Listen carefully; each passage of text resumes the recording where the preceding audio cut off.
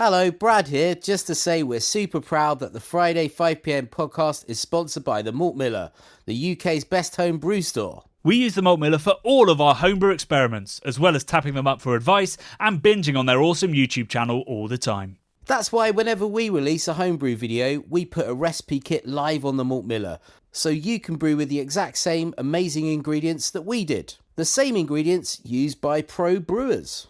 So alongside the Malt Miller's nitro-flushed hops, cold-stored yeast and milled-to-order malts, you can pick up recipe kits for our 5 Points Best Bitter, Russian River West Coast IPA, and now the fastest beer in the world, a hazy session IPA that goes from grain to glass in less than 48 hours. Sign up to their newsletter at tinyurl.com/Malt Miller to get 5% off your first order. With the Malt Miller's amazing customer service and Johnny's 48-hour recipe, you could order the ingredients on a Monday and be drinking the beer by the weekend. Speaking of which, it's Friday. It's 5pm. So enjoy this week's Friday 5pm podcast.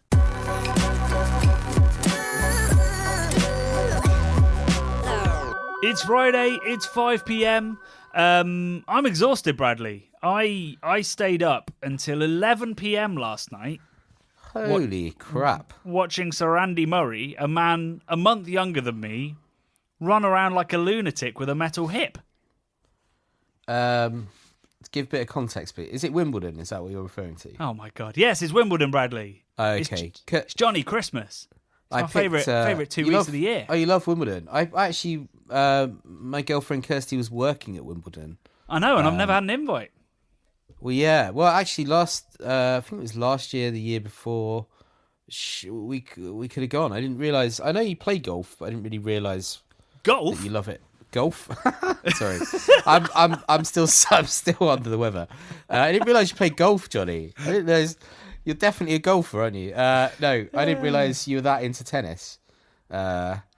Yes. So I actually went and picked her up from Wimbledon last Friday and went to pick up a solid oak shelf from Twickenham, Johnny. Of course. That I bought Brad's on... Taxis is only comes if you can pick up some kind of old furniture while doing It's gonna go on the new wall in the front room. So it's gonna be like a filming type sitch once it's up. So I've got this nice solid bit of oak off a guy for £10, Johnny. 10 English pounds. Hey, that oak is impossibly expensive right now. I know. You've got yourself a little bit. You should just sell that on. Well, he told me the website that he bought it from, and I spec'd it up the same, and it came to £196 or something. Yeah, it's crazy. So it's pretty good. So yeah, I was at Wimbledon. I had no idea how big it was, Johnny. It runs along this road. I don't know what the road's called. How big the world's most famous tennis tournament is? Yeah, I've got zero interest in it. But like as a sort of facility, had all these different security gates. I met at, I think it was gate 1D or something. Picked her up, but yeah, it was massive, Johnny. I had no idea because it's not a place that I would ever venture to be honest. Not a golfer, Johnny. Not a golfer. Jesus Christ. So this is painful. I mean, I didn't expect you to be able to really riff around this, but for you to call it golf. How did Murray Mintz do? Did he do well? He's doing great. He's Cool. he's 36, metal hip. Most people outside of the UK have written him off.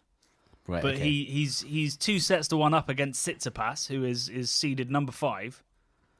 Never and heard was of him. playing extraordinarily well. Well, look, I mean, of course you haven't. You probably think he's a golfer. Well, I'm sure all of these people are golfers in their spare time. Like Formula One drivers, they love golf as well, don't they? Apparently, I think they all play golf, don't they? All of these guys, they'll all be playing golf. I mean, they all play lots of other sports. You also, like, when you sort of get to learn about, like, all of these top tier sportsmen, they're all also extraordinary at other sports and have all had to, like, choose which sport to be elite at and make millions from. And the rest of us just have to... I mean, I don't have a metal hip, but my hip hurts. I don't think it's preferable to have a metal hip, is it? It's preferable to having a very painful hip. It's not like a bionic upgrade. Surely that's where he's worn his hip out, right? Yeah, pretty much. I think it's probably. Oh, could you imagine? Probably squeaky. I reckon it's squeaky. Do you know? Do you think he's got like a little valve to put the WD-40 in? I don't know, but I can tell you something, Johnny. When I was about, I don't know how old I was, maybe about 12. I was at a boot sale, and I saw you this. bought a metal hip? Yeah. So I saw this like little, I don't know what would you call it, like a Tupperware that had these metal, really, really finely machined metal balls with like a spike coming off the end of them, a different sort of texture spike. So I picked one up and I was like, I don't know what this is, but it weighed, it's sort of like, it was quite light. I think it was titanium. Anyway, I bought this thing and then I Googled it, or maybe I didn't Google it because maybe Google didn't exist. Anyway, it turned out it was a titanium hip joint. What? Why did you buy? Why would you buy and then research? An oddity, Johnny. You know, these sort of things are oddities. They interest me. So I see something, I don't know what it is, but I can see it's fine, like beyond well made. And like, you're just like, yeah, right, okay, and you're just like, take my money. yeah. It was incredibly smooth. The spherical part of it. I was like, this is next level artistry. Whatever this is for, it's a fine bit of metal. So I bought it. I don't know what I've done with it. Hip. Would have been a great paperweight. I don't know what I've done with it. I've lost it amongst my other junk. So why was somebody selling that at a car boot sale? Like, where That's the real question, from? Johnny. They had two of them as well, mate. Are they grave diggers? Don't know. I hope they haven't been used. They looked clinically pristine. Like no. I mean, it wouldn't rust. Right, they titanium. robbed it from a hospital. Much better. I've got no idea. Maybe someone had bought them. You know, an older person had bought them just to prepare in case they needed a hip replacement, and then maybe they died. It's not something you get off the shelf. Like you don't go to the shop and it's not a lobster. It's not. Yeah. You don't choose it and then go to the surgeon like, yeah, this one, please. No, this is what I've always thought, Johnny. I'm like, why do they have two hip joints at a car boot?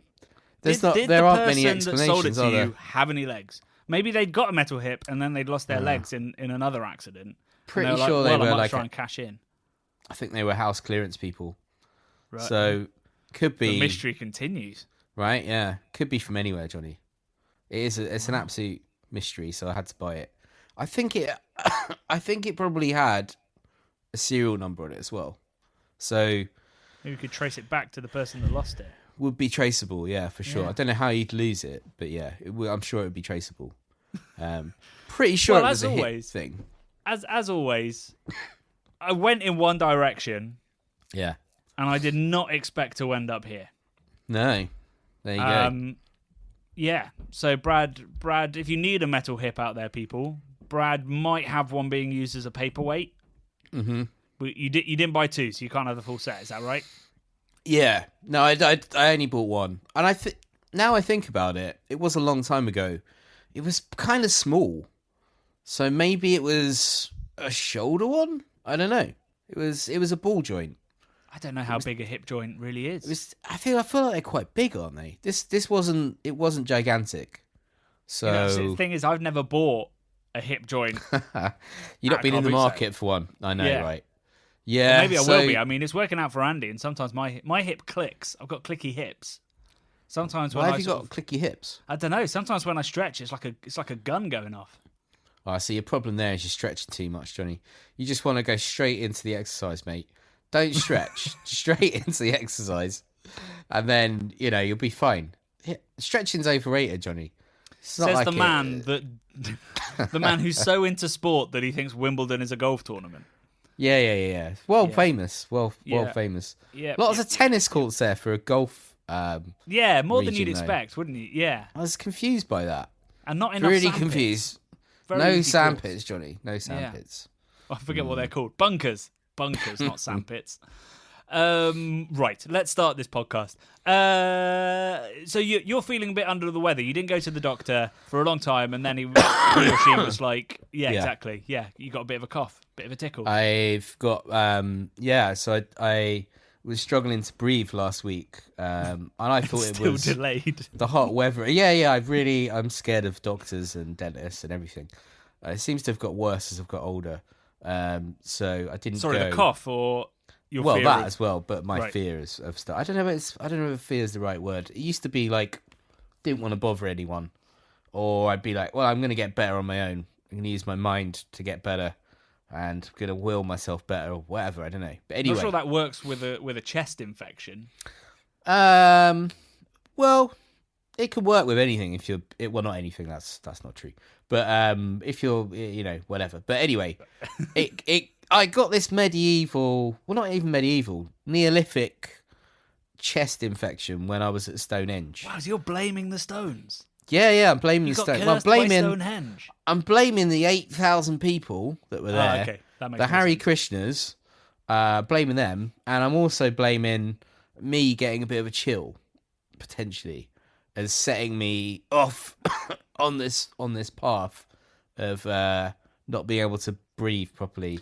Do you know? Having a terrible chest I'd infection. love people who are listening. If we've got any doctors in, because Brad and I have had this disagreement many a times. Can getting a bit cold increase your chances of getting a cold or a viral it's related not a cold. chest infection? I've got bronchitis, but I potentially that can turn into pneumonia, and I've already had pneumonia, so I don't want that again. No, I would not recommend, Johnny. Hard no on the pneumonia front. So finally went to the doctor, who I rang the doctor about 5 p.m. and said, "Is there any chance that I can get an appointment tomorrow, please? An emergency appointment. I can't breathe properly. I feel terrible." And they went, "Oh, you can come in at 7:30 this evening." What? 7:30? 7:30, Johnny. Blew my mind. I haven't been to the doctor in a couple of years, probably, but Dude, I can show you that is not common. I'm still registered at my mum's house, which is in Beckenham, which is much nicer than where I live, which is in Catford. So I don't know if they get a better quality of service, but I tell you what, for them, I was expecting them to go, in a week's time you can get an appointment, and then I was going to have to go to, A&E or whatever. But yeah, they were like, "Oh yeah, just come in at 7:30 this evening." I was like, "Whoa!" I didn't even know you guys were open till then. "Oh yeah, we're open till then." They are for 7:30, 7:45. Couldn't believe it, mate. Yeah, he just gave me full course of antibiotics, 7 days, 3 times a day. Just had one of them. Got to have another one soon. But yeah, I'm hoping it's working a little bit. I'm telling myself it's working. You sound better. You do. I'm not coughing quite as much as I have been. So that's a good thing. I've had fun editing most of those out of last week's podcast. Oh, God. Yeah, that must have been enough. Anyway, I brought this up. It was supposed to be a quick aside because obviously you have no stories to tell this week other than, well, apparently Zero, you did. mate. You have the stories of the boot, the car boot sale and the doctors that actually give a shit about you. But I do have a story. I had what a less politically minded person would call like a peak of a career moment, but I was conflicted throughout. Which was that I was the beer sommelier for the all parliamentary pub group dinner. Oh wow! Which was held at 1 George Street, which is where we had a fairly good night last year with the British Guild of Beer Writers. So a swanky place just down the road from Parliament. And it was essentially an all-parliamentary pub group is essentially a group of MPs that meet and discuss and champion the interest of a certain industry. So there's probably one for oil. There's probably one for the NHS. There's probably one for, all of these different interests. But there's a pub one. And it is, unsurprisingly, one of the most popular ones. So it has a lot of funding from breweries and stuff like that, and they have a big dinner every year, and they present awards to people, MPs that have supposedly done good stuff, and they have a big dinner, and I was the sommelier. So I think a couple of weeks ago we talked about this. I went into the dungeons of 1 George Street and had a tasting and came up with the beer matches with a Baroness, 2 Spads, who are special advisors to MPs, because two of the MPs couldn't make it. And some of the people that are sort of literally employed by the All Parliamentary Pub Group. And so, last Tuesday night, I went there and had a dinner. I was sat on a table with the owner of Robinson's Brewery, the owners of JW Lee's, and then a bunch of MPs. I was sat next to a Conservative MP who is actually the mother of and an investor in Bruiser. Don't know how I feel about that. And she also used to be a brewer. She was super interesting. We had a lot of fun. She's the MP for Wrexham. So everybody was asking her about, I don't know whether you must know about this, Bradley, about the two stars who have invested in Wrexham FC. Yeah. Well, one of them's one of them's Hollywood, and one of them is No, they're both pretty Hollywood, mate. I mean, Always Sunny in Philadelphia is arguably one of the greatest comedy shows ever. I presume it's not filmed in Philadelphia. It's probably filmed in LA, right? That is a good question. I do not know, but I suspect it is filmed in Philadelphia because there's quite a lot of exterior stuff. Oh, is there? So I reckon it could be. I mean, there's famous episodes where they go to specific famed places within Philadelphia and further afield. Like they'll go to what's it called? The Jersey Shore and stuff like that. Which I'm actually thinking about it. Might not actually be the Jersey Shore because they're filming on it's possible the derelict magic of beaches TV and stuff. has sold you a lie there. Yeah, I don't really know, to be honest. But all I need to know is Paddy's Pub is the greatest terrible Irish pub in the world. I was going to say, isn't it famously awful? But yes. So I had a lovely evening. We had what did we have? We had tahini and lemon dressed chicken with a Keller beer from Moore Brewing. Then we had Geipel Bock, a great bock from North Wales, just outside of Snowdonia. And we had that with lamb and dauphinoise potato. It's very like old school British food. Tahini, let's say. Had that with the bock, lamb and dauphinoise and cherry tomatoes. And then for pudding, we had sticky toffee pudding with a barley wine from a brewery I'd never had any beers from called Monty's, which is also in Wales. And it was a delicious, delicious barley wine as well, like an English barley wine. Well, it said an English barley wine, but it said it had Chinook in. So I don't know whether that's English Chinook, because we do grow some Chinook in this country. And the beers were great. The dinner was great. I was surprisingly charmed by a Conservative MP. It's all changed now. I think I'm joining the system, Bradders.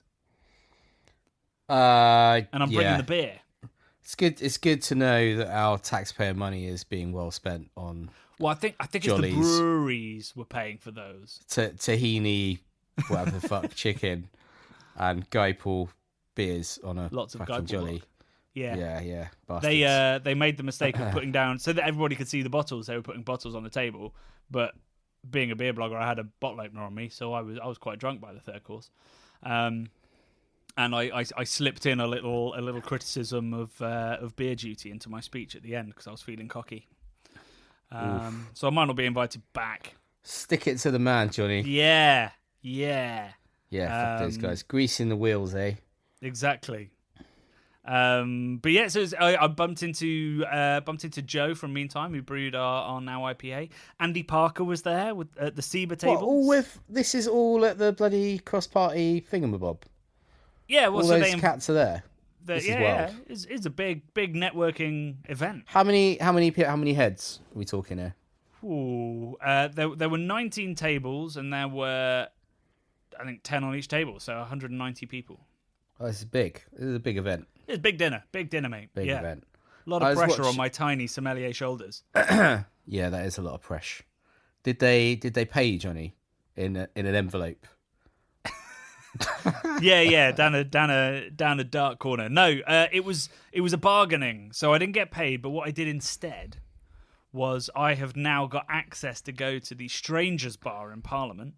Oh yeah. Is that any time you want, or just one time? Or No, just one time. Sadly, you have to be Okay. accompanied by. It's called strangers because MPs can bring non-political people in. So yeah, I'm going to Strangers Bar as part of my book research in return for doing that favour.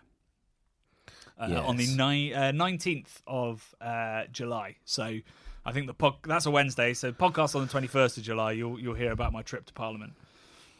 Interesting, Johnny. Interesting. So you drank some barley wine, yeah? Yeah, lots of barley wine, lots of bock, a little bit of lager, a little bit of Keller beer. Yeah, obviously. I read the other day. This is not a barley wine thing necessarily, but Buckfast tonic wine. Yeah. I read. I saw someone had posted an American wine connoisseurs made the mistake of reviewing Buckfast. Here's their tasting notes. It wasn't a mistake. I can tell you that. It was an attempt at going viral. What did he say? It's quite long. Screw cap took it off about 30 minutes before to bring in some air, apparently made by monks in England. Decided to try while cooking dinner. Poured into a glass. First glance has a very inky, almost brownish colour that you see in older wines. Very syrupy.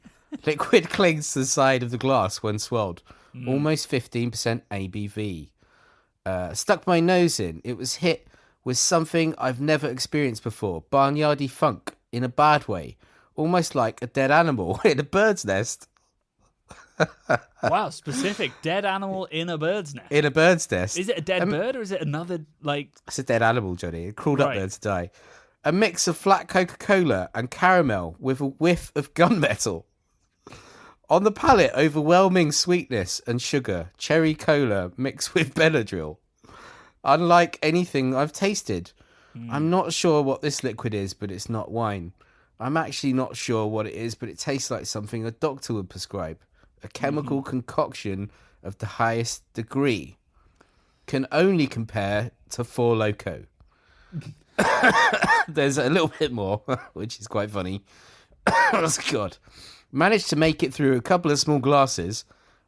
He went in for a couple of glasses, which is insane.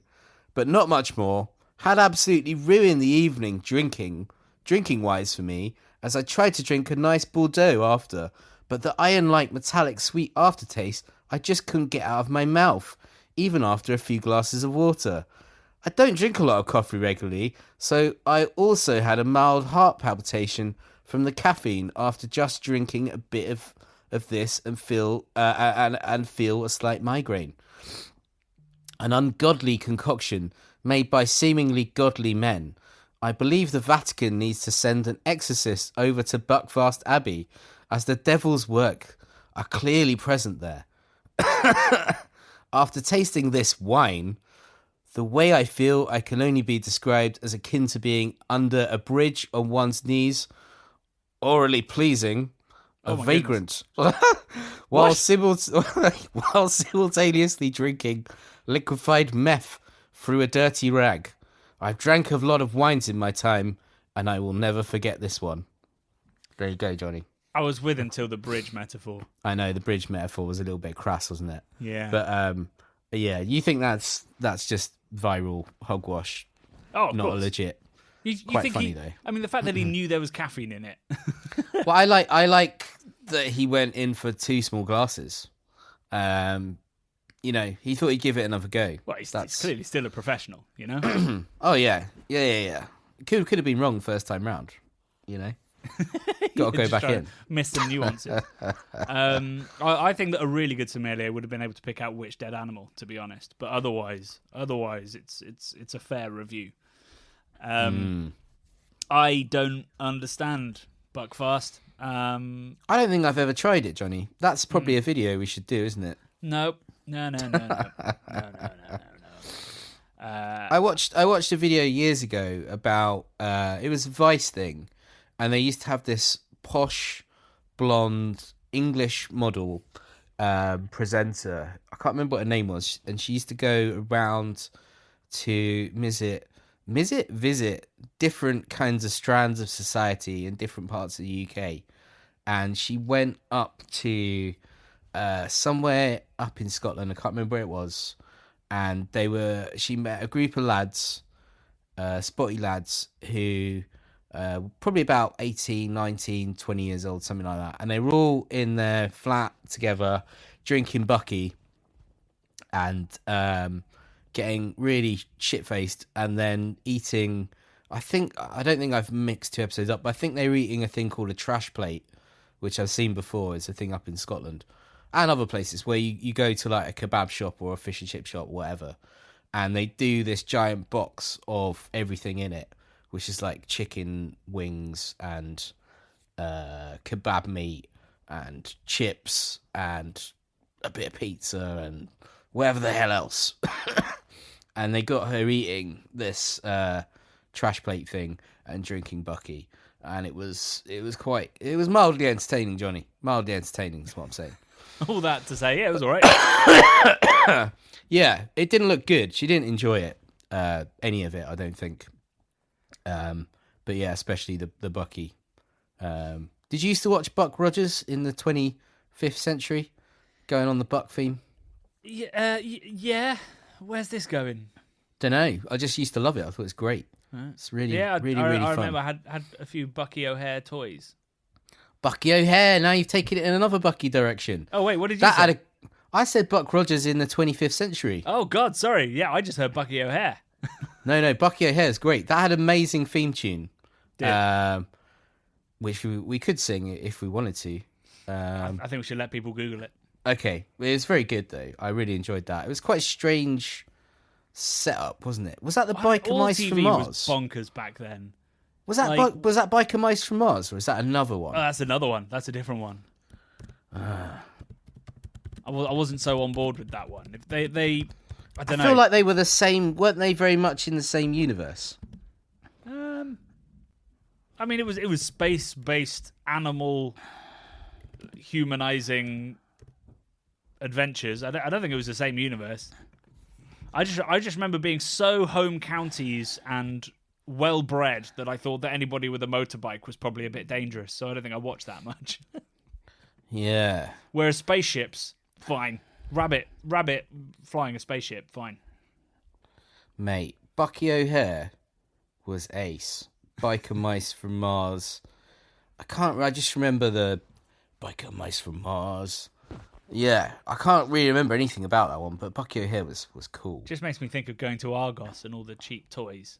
Yeah. And kids getting excited about their Biker Mice. The Argos catalogue, mate, was a revelation back in the day. Were you allowed a great work of non-fiction. Yeah. Were you allowed one as a kid in your house just to look at all the toys and stuff? Oh yeah. It's good, wasn't it? It was really good. I don't think that isn't really a thing. Did they stop doing the Argos catalogue, like a physical one? No, you can still go to Argos and pick it up. I go there all the time. It's thin. What to get your weekly catalogue?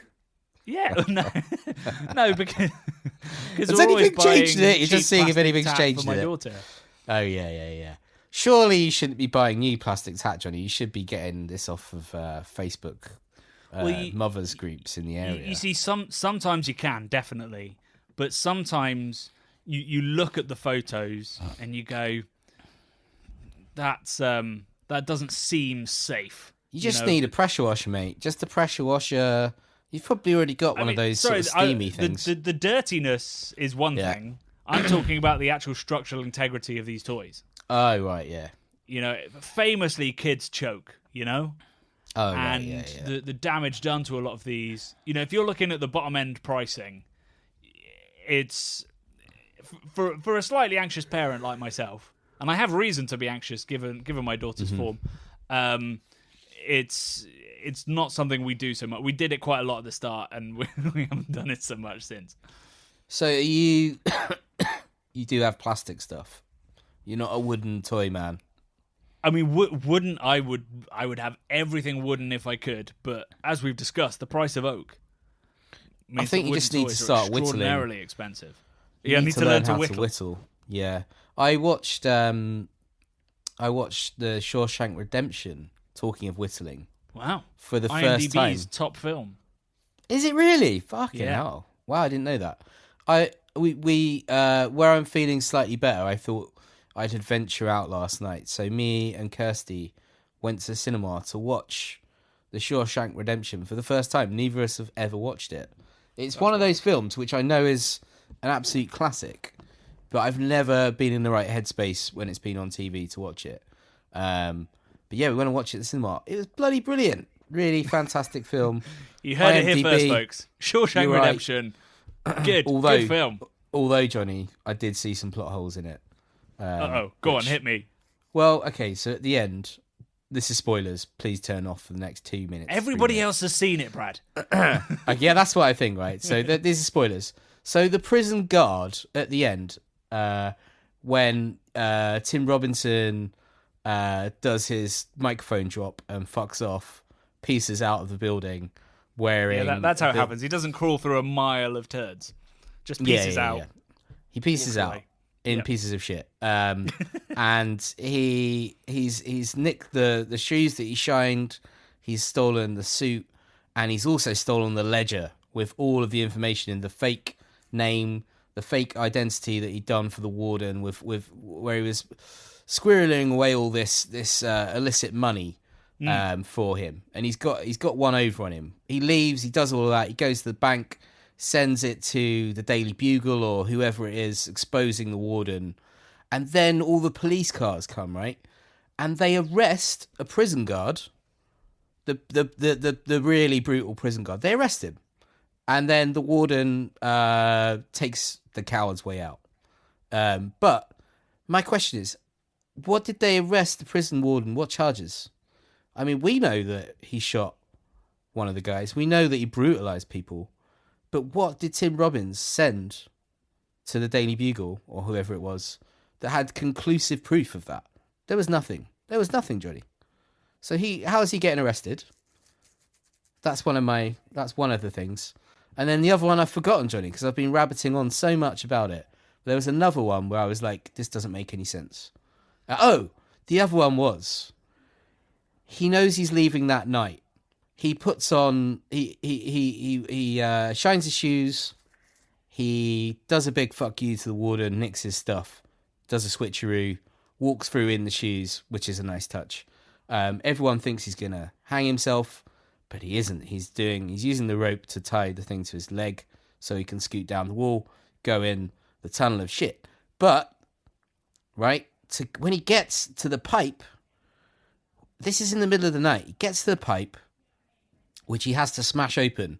A cast iron giant pipe.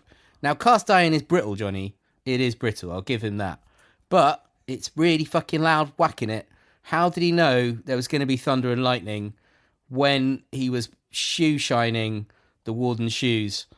And he'd done his move where he couldn't retract that move. He'd taken his suit and he'd switched over the ledger.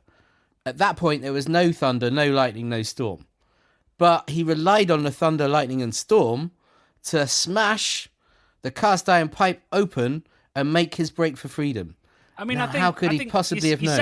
Your second one, it's just like he read a paper, said the weather would be bad. Everyone knows that you can't rely on the weathermen. So I just, there's. Well, what would you suggest he does? Like he reads there's going to be a storm. He's like, it's now or never. I don't know. That was the thing that I was like, there's no way he could have possibly known that there was going to be a storm late this evening. Unless it's a regular thing in that part of the world. But they're in New England, Johnny. They're not in a tropical environment, so it's not like you're expecting thunderstorms. They're in New England, Johnny. I wouldn't call that a plot hole. I call it a convenience, a magic of cinema. The first one, are we sure that the prison guard, he's not in on the financial schemes as well? Is there? Oh, potentially. Is there not a scene where like the warden's like, you should get in on this too or something? Well, it starts with that prison warden where he gets a one-time... his brother dies. His brother was a millionaire, self-made millionaire, and he is complaining about how the government are going to take all of this $35,000 that his brother has left him in his will. And then Tim Robbins pipes up and says, "Oh no. He's like, do you trust your wife? Will she swindle you? And then at this point, the guard's getting infuriated. He's gonna chuck him I off a remember roof. that scene. Yeah, he's pissed off. He's like, "Why are you asking if?" Yeah. If I And then he trust my says, wife?" "Whoa, whoa, whoa!" He's like, "Because if you do, you can keep all of your money." And that is where the sort of use of Tim Robbins as a sort of filtering man, what would you call him, a money laundering expert / financial advice guru within the prison system begins. But I don't know, because he He'd says have such a big Twitter following, wouldn't he, Tim Robbins? oh yeah. Prison-based financial advice. Ooh, that stuff would go viral on Threads, maybe. Threads. We need to secure our threads, Johnny. We need to secure our threads, yeah. Right, well... So, as always, very little has been said about the beer, but if you haven't seen The Shawshank Redemption, it's ruined. If you have seen The Shawshank Redemption... I mean, I now want to watch it again, to be fair. It's fantastic, Johnny. Yeah, I don't know why I left it so long, mate. It's a great wonderful film. Maybe you should just pop onto IMDb and look at the other film. Have you seen The Godfather? Yeah. I've recently bought the Godfather trilogy to watch them all through in pretty shitty quality, I must say. Oh. There's a version which is called, I can't remember what it's called, but it's a kind of up-resed, less dark version, and I think that's what I have, because I read extensively about the different versions that exist. And they're not great quality prints, to be honest. For such a legendary film like the first one and franchise, the first one looked pretty dark, and not in just a moody way. I think it's a little bit of a bad kind of job on the transfer. Bit like that one episode of Game of Thrones. Yeah. It's that battle where no one could see anything. Yeah. Well, presumably that was because they couldn't afford the computer graphics, right? So just like they spunked all the budget on dragons, and we're like, oh god, we can't afford this many horses. We'll just have to make it dark. Exactly, make it dark. Yeah. Right. Well, so over the next week, while Brad heals himself, he's going to watch the other top 10. I think Lord of the Rings as well will be up Are you there. winding up, Johnny? We haven't even talked about the video, mate. Are we not? Oh my god, Bradley, what? Yeah, I know, right? This is, even on a week where you've been bedridden, you've managed to take 35 minutes. My parliamentary story was about 2 minutes of this podcast. Come on. Was it really? No. This is like, I mean, I don't know if this is... I mean, clearly people enjoy it. It's great. I love it. Let's talk about the video. This week's video was all Brad. It was a pouring masterclass of the one common and two less common pouring styles in the Czech Republic, which has gone down an absolute storm. You and Radim vibing over a couple of pints. Yeah. Tell me first, what was it like? Rad and Brad. Oh yeah, there we go. It's a rare episode where it's just you. How are you feeling going into that shoot, and how do you feel it's come off? I think it came off pretty well, Johnny. I think it was at the end of like a really long, I say really long. We weren't there for that long, but it was an intense filming schedule over those couple of days. So hopefully the energy was still there, but I was definitely waning a little bit. I don't think I'd had my goulash for the day at this point. Maybe just the bread rolls at the breakfast. But mate, it was such a great experience to see the master at work and learn along with him. That I think it was just a wonderful, wonderful experience. Half and half was phenomenal thing to look at. Reminded me very much of like a lava lamp, which is fun. I've got a question about the half and half though, because what do go on. What do you do when you drink that? Does it not just mix eventually? I was a bit. I meant to ask on the day. We didn't ask, did we? Whether you're supposed to drink both at once, or whether you drink very sort of meekly Yeah. and just sort of drink the top bit carefully and then drink the bottom bit carefully. We didn't get to the bottom of that, Johnny. Yeah, I mean, I think it is. We'll get into the comment that I've got for this, but that one's a bit of a gimmick. I think that one's just the bartender showing off. Yeah, it's definitely. I mean, yeah, maybe it is a gimmick. That's a strong word, because I think it is. It's showing the excellence of the bartender, right? The superior understanding you managed of the to do liquid. it. Well, I had a look. It was like an episode. Not an episode. It was like Ghost, Johnny. It was like Ghost, yeah. Radim was guiding me with his big, strong arms. Yeah, getting a little bit closer than he needed to, I reckon. Yeah. But honestly, phenomenal. If anyone gets a chance to go to any of like London Craft Beer Festival, or I guess Manchester Craft Beer Festival still to come, any of those, Radim is usually at them, pouring. Go up to him. He's such a nice bloke. He will let you pour a Czech pour, and he'll do it. He'll show you how to do it. It's just a wonderful thing to have done in your life, isn't it, Johnny? I think. Yeah. It's great fun, and it's super satisfying, and it is so much better when it's poured this way. Which brings me to my comment. Oh yeah. On this week's video, which I'm not gonna lie. I got a bit annoyed at this person, to be honest. Oh yeah, go on. I saw there's a few of these. Would you be a few? No, just a few people that were like, yeah, controversial. Go on, I'm interested. Yeah, well, I mean, we kind of knew, I guess, that would be the case, because it is. I mean, you address it in the video, don't you? You say that, or he says that it's like it's an Englishman's headache, because it is sort of to anybody that's used to sort of a centimetre of head top, and that is legally it's enshrined in law the size of the head in the UK. It is a bit. It looks a bit wacky. But anyway, so this comment came from Do Up Your Flies, who says, since when has Budvar been craft beer? It's a mass-produced average lager, which personally I don't enjoy. The pour looks like a Dutch pour, don't know what that is, which has nothing to do with taste, but everything to do with cheating the customer. Ooh. You don't mention the price of the different pours. It looks like the pour is all about overcoming shortcomings in the beer by pouring it aggressively while simultaneously charging the customer for air. Jesus. It's a gimmick. The light on dark gave it away. The only part of this comment that I remotely agree with. Given the horrendously expensive price of beer, it also makes me cry to see so much flushed away. So, it's a lot to unpack there, Johnny. There's a lot to unpack. Firstly, you get charged for the liquid. So, like a Mliko is, I believe, half the cost of like the two-step pour. Yeah. Because it settles out to half of a pour.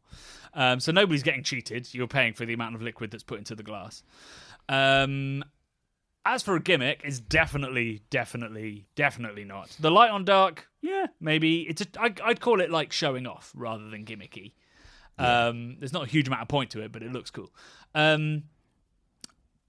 There is no gimmick to these pours, right? This is all about controlling the carbonation level and the texture of the foam.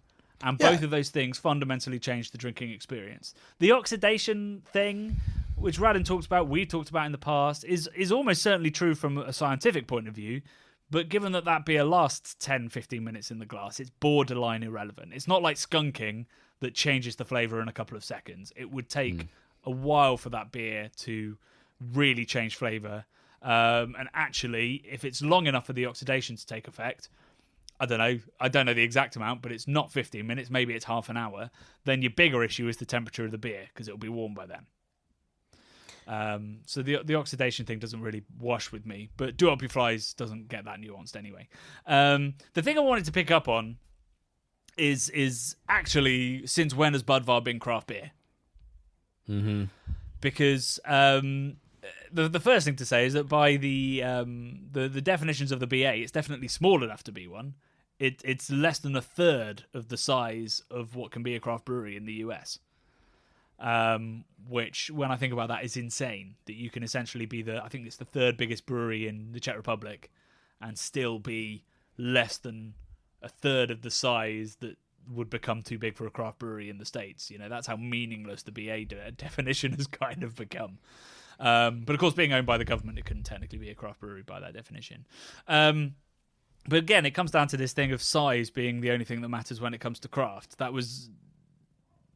should never have been the case. We should have been forward-thinking enough to think that, hey, A, in America, there's going to be breweries that are going to get big and still make great beer. And B, if we look at Europe, there are so many great breweries that are huge.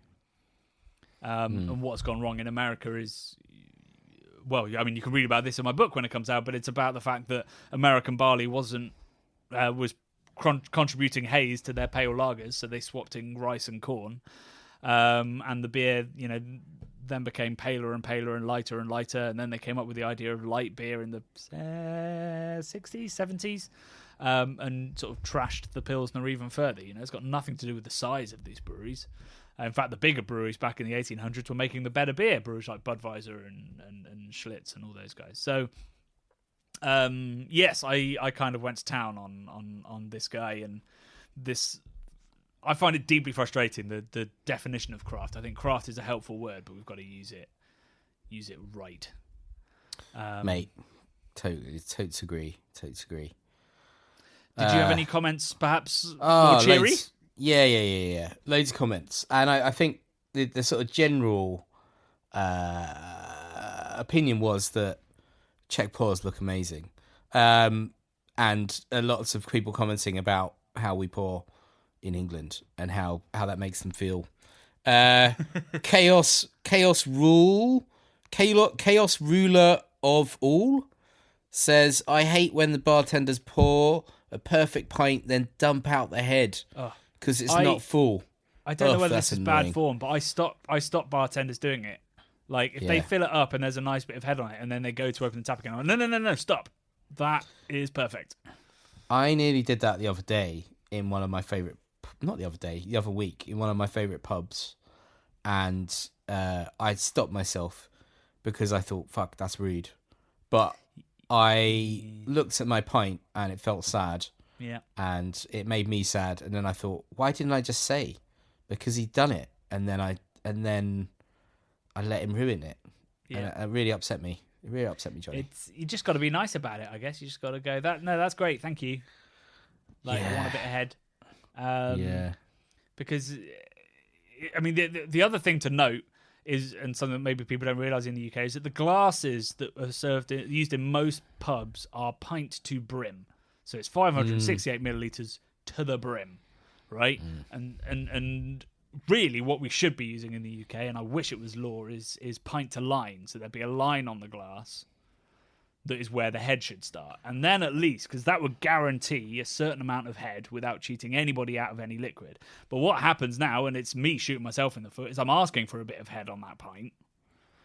But that means I'm not even getting my pint of liquid.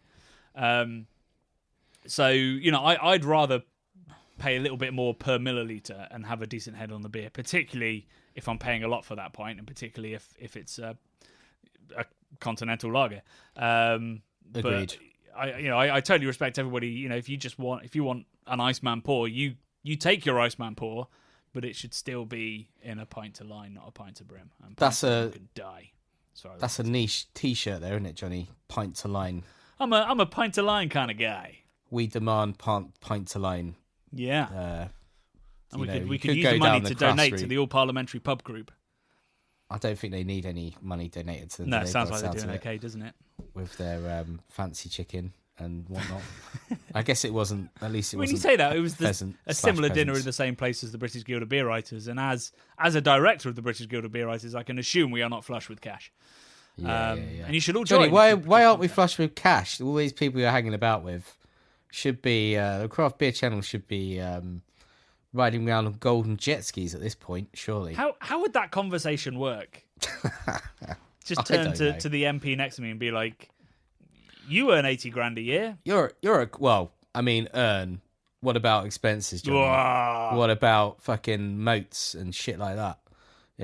Gotta clear the moat out, Johnny. Probably money at the bottom in chests. What other comments have you got? At the Let's Go. if you would have told me in college that I'd been coveting beer foam, I would have told you were out of your mind. Yeah. Stuff like that. Good stuff. Spaceman at Spaceman. What a great hashtag.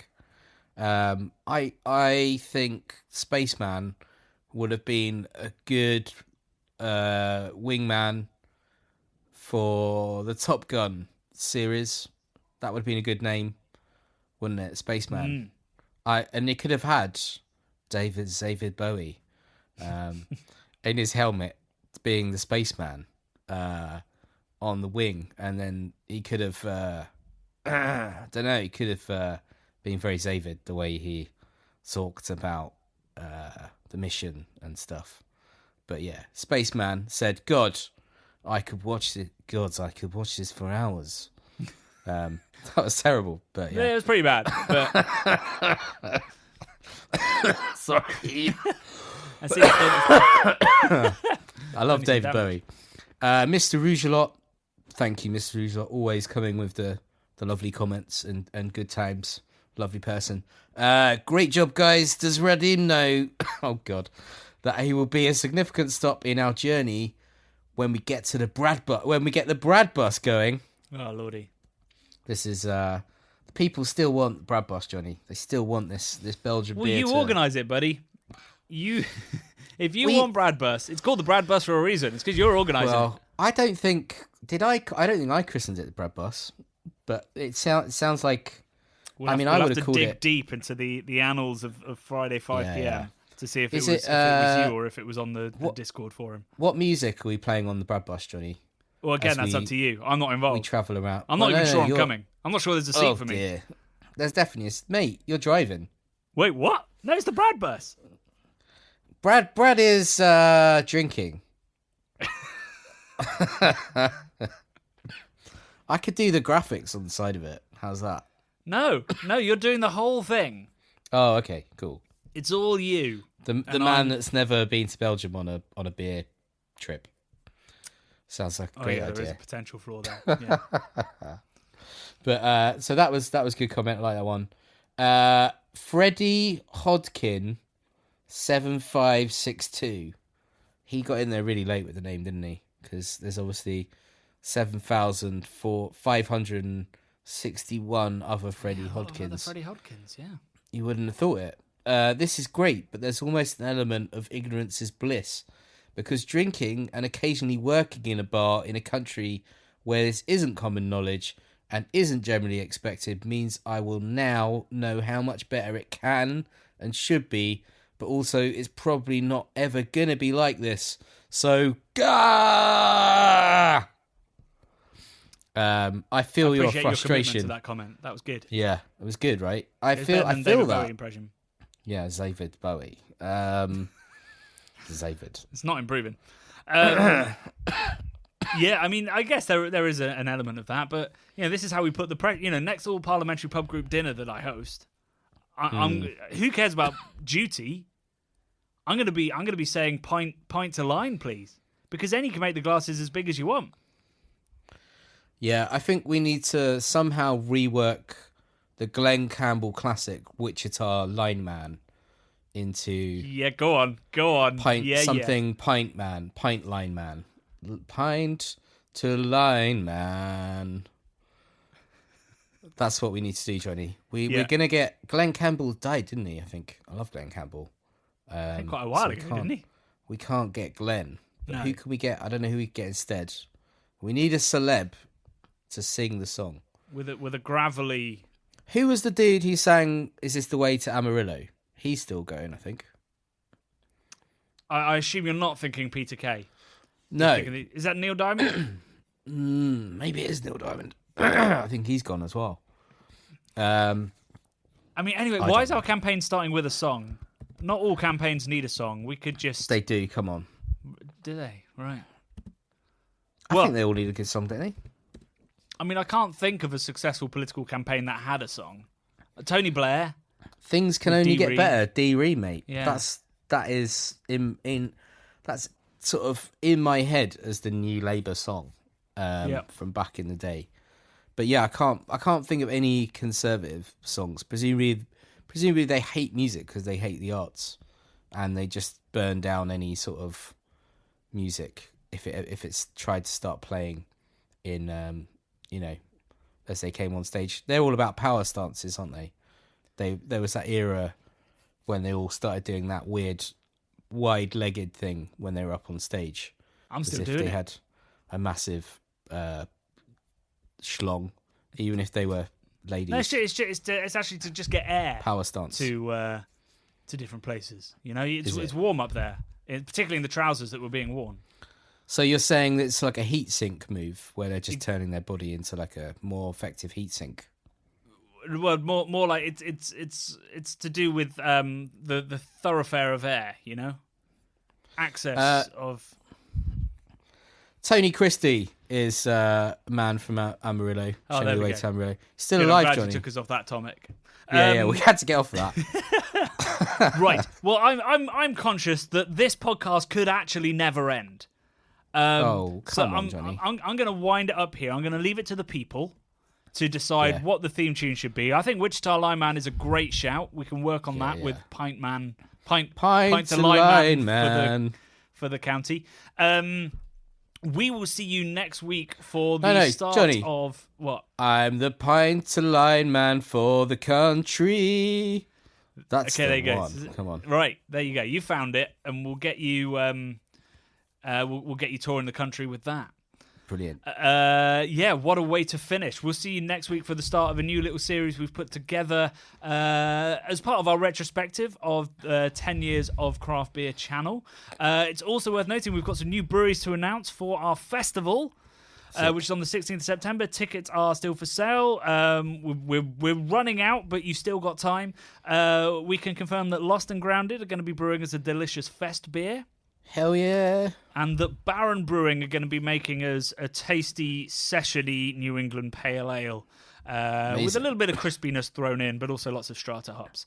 So that is now all confirmed. We've got one more brewery to confirm. I've got a meeting on Tuesday to do so, and then we can announce the full lineup and start brewing. We're going to be brewing throughout pretty much all of August. It's going to be good fun. Right, yes. Anyway, do let us know if you've got any ideas for our campaign for Pint to Line. Otherwise, we'll see you on Wednesday. Love and beer.